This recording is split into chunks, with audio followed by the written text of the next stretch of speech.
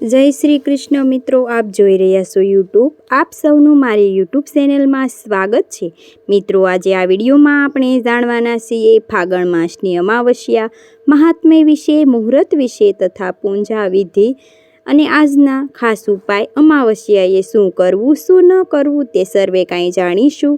અમાવસ્યા અર્થાત પિતૃઓની તિથિ તરીકે ઓળખાય છે. આપણે આ આખા માસ દરમિયાન એક જ તિથિ એવી છે કે જેમાં આપણે આપણા દવગમ સ્વજનો અને સ્વસ્થા અવસ્થા છે તેનું સ્મરણ કરીએ છીએ. તેમના માટે કંઈક ને કંઈક દાન પુણ્ય કરીએ છીએ. તેમના માટે ભોજન તૈયાર કરીએ છીએ. તે તિથિ છે અમાવસ્યા, જેમાં અમાવસ્યાના દેવતા પૂંજાય છે. જે અમાવસ્યાના દેવતા ભગવાન મહાદેવ છે. મહિમા આ એક જ છે. તેના મહાદેવ મહિમા એક જ પૂર્ણિમા અને એક જ અમાવસ્યા આવે છે. મહિનામાં બે જ આવે છે, એક પૂર્ણિમા અને એક અમાવસ્યા. પૂર્ણિમા કે જે આપણે ફૂલ મૂલ અર્થાત ચંદ્રમાં 16 કળાએ ખીલેલા હોય છે તેનું દર્શન થાય છે, જ્યારે અમાવસ્યા તેનાથી વિરોધી હોય છે, એટલે કે ચંદ્રમાના દર્શન જ થતા નથી. માટે ઘોર અંધકાર રાત્રિનું જેને આપણે અમાવસ્યા કહીએ છીએ. અને આ અમાવસ્યાના દિવસે સૂર્યગ્રહણ પણ થઈ રહ્યું છે. આપણે આજે આ વિડીયોમાં અમાવસ્યાની સંપૂર્ણ મહિમા વિશે જાણીશું. સર્વે કાંઈ જો આપને આ વિડીયો પસંદ આવે તો લાઈક કરજો, શેર કરજો, કમેન્ટ કરજો. આપ આ ચેનલ પર પહેલી વખત જોઈ રહ્યા છો તો સબસ્ક્રાઈબ કરી લેજો, જેથી આવનારા નવા વિડીયોની માહિતી આપ સુધી તુરંત પહોંચી શકે. ધન્યવાદ મિત્રો. પિતૃગણ વિન્હે જગત ધારણે પિતૃ પ્રચોદયા. બોલો પિતૃ નારાયણ દેવની જય. મિત્રો, હિન્દુ ધર્મમાં પૂર્ણિમા સાથે અમાવસ્યાનું પણ ઘણું મહાત્મ્ય છે. અમાવસ્યાના દિવસે પવિત્ર તીર્થો જેમાં કે ગંગાજી, યમુનાજી, સરસ્વતી આદિ તીર્થોમાં જઈને સ્નાન કરવું, દાન પુણ્ય કરવું, મહાત્મ્ય પિતૃ તર્પણ શ્રાદ્ધ આદિ કરાય છે. આજના દિવસે પંચબલી યજ્ઞ થાય છે, એટલે કે ગાયને ભોજન, કાગડાને ભોજન, કૂતરાને ભોજન, કીડિયારું પૂરવું, માછલીને દાણાસણ, પક્ષીઓને દાન સણની વ્યવસ્થા કરવી. આ ઉપરાંત બ્રાહ્મણોને જરૂરિયાતમંદને દાન પુણ્ય કરવું. અમાવસ્યાના દિવસે જે કંઈ આપણે પુણ્ય કાર્ય કરીએ છીએ, દાન પુણ્ય કરીએ છીએ, તેનું અનેક ગણું ફળ પ્રાપ્ત થાય છે. આ લાભ પ્રાપ્ત થાય છે જો આપણે દેવગતિ પિતૃઓ માટે કંઈક તર્પણ, પિંડ દાન, શ્રાદ્ધ કરવામાં આવે તો તેમના આશીર્વાદ આપણને પ્રાપ્ત થાય છે. પૂર્વજોના આશીર્વાદ તુરંત જ લાગુ પડે છે.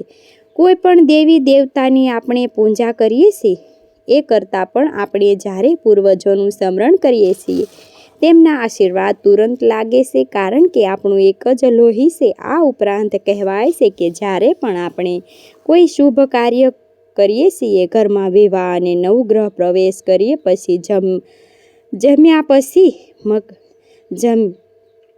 નવગ્રહ પ્રવેશ કરીએ પછી જમીન, મકાન, દુકાન કે કંઈ પણ સંપત્તિ વસાવીએ છીએ, ત્યારે પણ આપણે આપણા પિતૃઓ માટે કંઈક ને કંઈક અવશ્ય કરીએ છીએ, જેથી આપણને ઈષ્ટદેવ, સર્વે દેવી દેવતાઓ, તેમની સાથે આપણા પિતૃઓને પણ આશીર્વાદ આપણને પ્રાપ્ત થાય છે.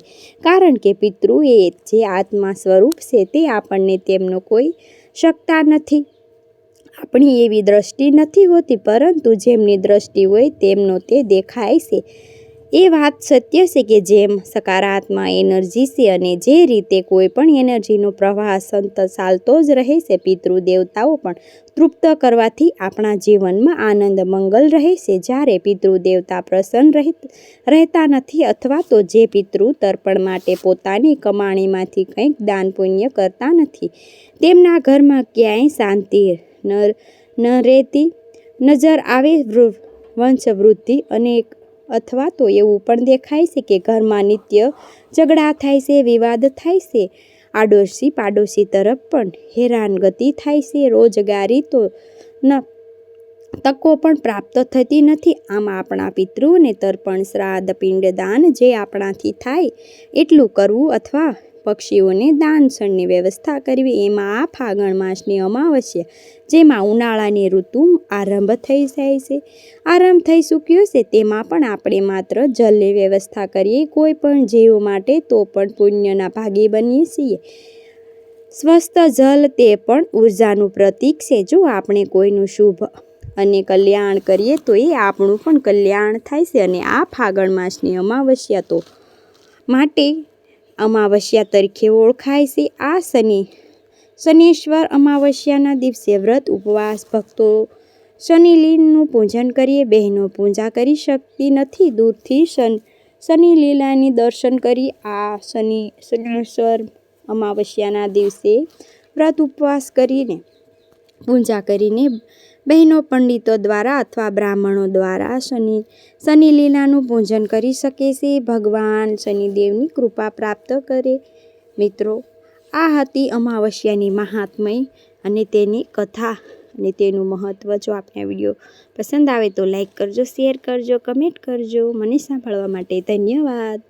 આપ સૌને મારા જય શ્રી કૃષ્ણ.